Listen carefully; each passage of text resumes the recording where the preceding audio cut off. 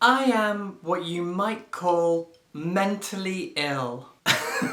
I've been quite open about this on this channel. I've struggled with mild to severe anxiety for several years now. I drop in and out of bouts of depression. I've struggled with gender dysphoria for more years than I thought I had, according to a psychiatrist. Life is hard, and I actually use the phrase mentally ill there on purpose because these days we talk so much about mental health and what is good for your mental health and having bad mental health, and it still feels like by using the phrase mental health, we are sanitizing the entire issue because we're not talking about mental health, we're talking about mental illness. I have anxiety that is sometimes completely fine, not even there, and other times it is crippling. Specifically, I struggle with health anxiety or illness anxiety, where I get it into my head that there is something deeply wrong with me, and it's all I can think about. I get phantom symptoms because of it as well, and that only makes the whole thing spiral. I'm being very open and upfront about this, because here I want to recommend some books that might help if you also have a mental illness, if you also struggle with your mental health, as people like to say.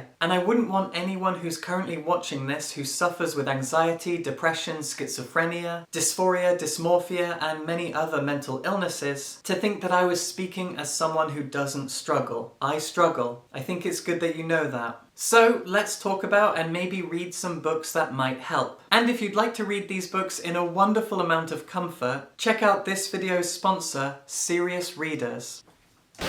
Serious Readers make serious lights, which are designed specifically for, well, serious readers. Like, for example, those of us who want to sit on a loud, awkward beanbag chair and read a copy of Fingersmith by Sarah Waters in as much comfort as possible. Serious lights use daylight wavelength technology, which replicates the daylight spectrum as closely as technically possible. I've been reading using my Serious Light for a few weeks now, and honestly, it is remarkable how much more comfortable it is than reading by, say, an ordinary lamp in the evening. When you order your Serious Light, you can also customize its design. I went with a heavyweight floor light with a black body and a brass finish, and it's so gorgeous. It's got this paddle that you can move it around with, and the switch is actually on the paddle, which is really convenient. There's a little dimmer switch here on the back of its neck, which is just, you know, lovely to stroke.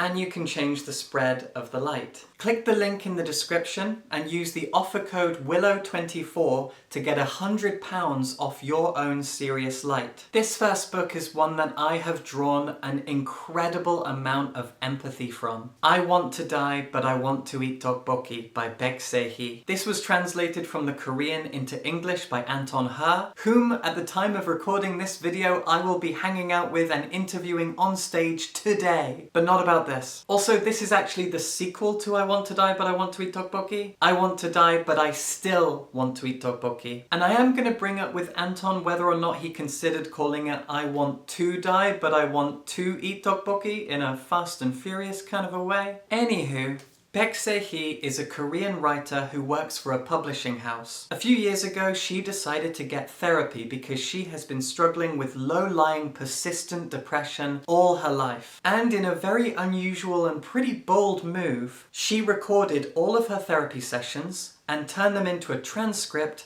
which she then bound up into a book called I Want to Die, But I Want to Eat Tteokbokki. There is an introduction, a conclusion, a note from the therapist themselves, and the rest of the book is that transcript. And now we have the second one as well, and it is a continuation of that book. Although I would argue that this second one is more thematically coherent. That first one was almost a stream of consciousness, just a series of therapy sessions as Baek Se-hee got to know herself a little bit better with the help of a therapist. In this one, it feels like every chapter is a bit more focused and specific, detailing a specific element of how Baek Se-hee thinks, how she sees herself, her relationship to the world around her, to the people around her, to her job, to her body, to her mind. Everything. As I said in my original review of the first book, this is a fantastically empathetic book. You know that Begsehi wrote this book for people who don't struggle with mental illness, to get an understanding of people who do, and also for people who do struggle with various forms of depression, anxiety, etc., to know that we're not alone, that we struggle with each other almost. When you're depressed, when you're anxious, you do feel isolated. You feel like you live in a little bubble, but you are in fact one of millions. I wouldn't call these books free therapy. I still think that you should get therapy, even though it's way too expensive, and I'm speaking from experience. But you do get so many little insights from a professional therapist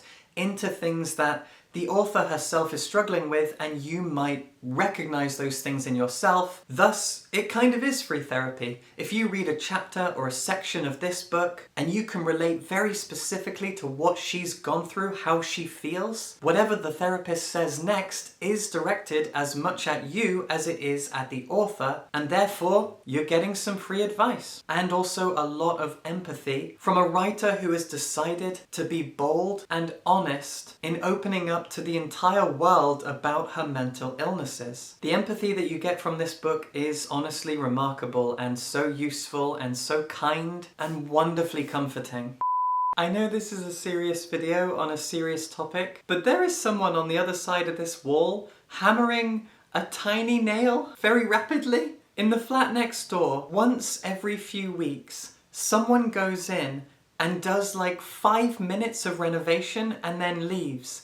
And that renovation is usually hammering nails into walls. It's very odd. Anyway, the next book I want to talk about is The Noonday Demon by Andrew Solomon, a book I read quite a few years ago now when I came to terms with the fact that I have mental health issues. Depending on the edition that you have, the book has a subtitle that might be called An Atlas of Depression or An Anatomy of Depression. No idea why, but Andrew Solomon is a professor of psychology, and The Noonday Demon is exactly what that subtitle says. It is a deconstruction of depression. It explores the life of a person struggling with depression. It looks a lot into the science of depression, the mental chemistry of it, which I personally think is the kind of thing that some depressed people are really going to find useful and comforting, and for others it'll be meaningless. I, for example, am someone who really appreciates when someone explains why something happens. I've mentioned a few times recently that I'm currently getting voice feminization training, and I use up like half of each lesson asking about the hows and whys of each thing that we do. Each step that we take, I want to understand the science, the mechanics, how it works and why it works. And if you're like that and you also struggle with mental illness, The Noonday Demon is really going to speak to you, while also still being undeniably and usefully human. Though it is a pretty thick and heavy book all about depression, and so I do think that there is a chance it won't help and will actually make you feel worse. If you're a depressed person and you read this book, it might help, it might give you empathy, it might give you ideas and solutions and comfort and all these wonderful things. It might also have the complete opposite effect and make you feel isolated and make you feel maybe a little bit more alone. I don't know. I read it at a time when I recognized that I get depressed, but I wasn't depressed at that moment. I guess that's a good tactic. I do think it's a fantastic book though. It's been many years since I read it, but it really hit me hard at the time. A book which I think is incredibly enlightening and eye-opening and very educational is The Collected Schizophrenias by Esme Wei-Jun Wang. This book is a collection of essays which I think were originally published in a magazine in serial format. I was sent a review copy of this book like 4 years ago. I did a written review of it on the Books and Bow website that you can go and read if you want more information on it and more of my thoughts. But as someone who until that point had a very specific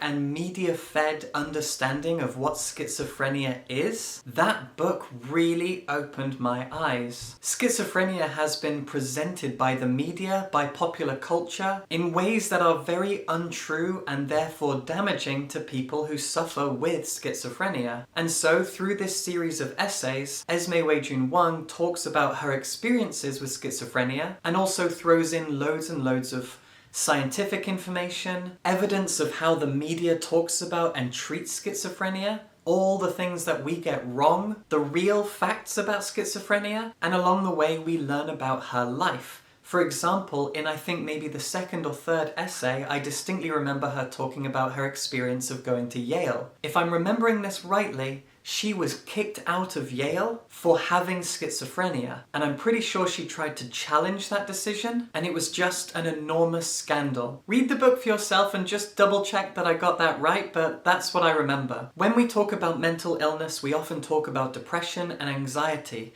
things that feel increasingly common and prevalent in our society. Schizophrenia is one of those mental illnesses that feels less common, less talked about, and arguably more taboo as a result. Reading a book like this is so valuable. Depression and anxiety feel common. Eating disorders a little bit less so, along with body dysmorphia and gender dysphoria. And then you get things like schizophrenia and DID, which, even if you're someone with depression or anxiety like myself, you can really get these things wrong and not understand them at all. Which is how we end up with M. Night Shyamalan's Split, for example, which is a film I admit I did enjoy, but I couldn't help but think how damaging it must be to all the people who suffer with DID. Anyway, check out the Collected Schizophrenias. I think it is a wonderfully valuable and eye-opening piece of collected non-fiction. A book that I read around the same time that I read The Noonday Demon was Wishful Drinking by Carrie Fisher. Carrie Fisher was an icon, an incredible human being, a wonderful actor, and like so many people, I grew up with her. Mostly in Star Wars, but I also distinctly remember seeing her in Blues Brothers when I was a kid. And towards the end of her life, she was appearing more and more on TV, in interviews, talking about her mental health. She became a bit of an internet celebrity, and I loved seeing how wonderfully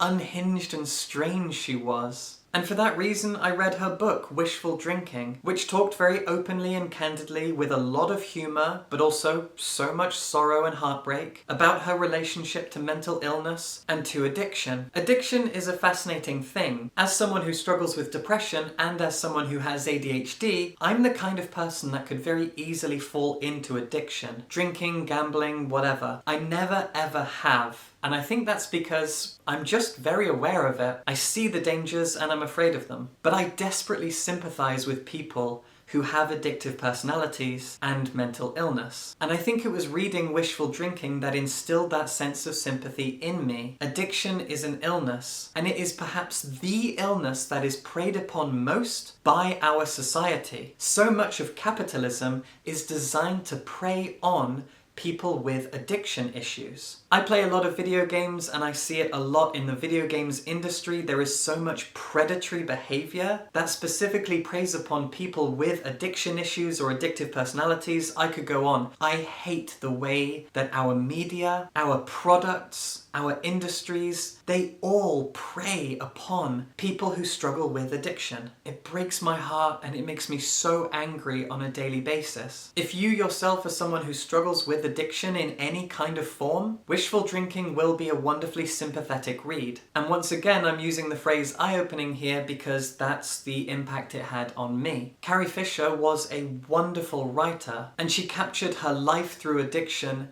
in a wonderfully humorous, sardonic, but also very self-serious and important, eye-opening way. And finally, a book that I read around the same time that I read The Collected Schizophrenias, Dropping Ashes on the Buddha by Sung San. I actually got my recommendation for this book by Amanda Palmer. She was interviewed in a podcast like 5 years ago, and in that very lengthy interview, she talked about this book, Dropping Ashes on the Buddha. I thought it was such an interesting title, I was curious, and so I read it. I'll admit here to being slightly wary of recommending this book. I'm a little bit worried that it might now, in hindsight, come across as a little bit vapid. You know all those books that romanticize the culture and lifestyle of a specific place that isn't the place that you live? As if that culture has some sort of tradition or outlook that will cure you of your mental illness? A few years ago there was that Hygge thing about Denmark, as if Denmark has the key to happiness.